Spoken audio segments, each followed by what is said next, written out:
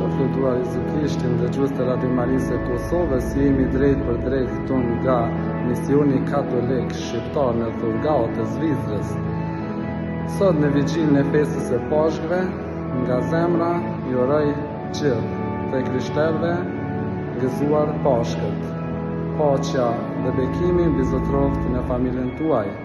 Uroj që zemrat tona të rilindin që kudo në botë që ka shqiptar të kenë dashurinë dhe mirëkuptimin ndër vete. Uroj dhe njëherë që familjet tuaj të kenë mirësi, dashuri, paqe dhe bekime.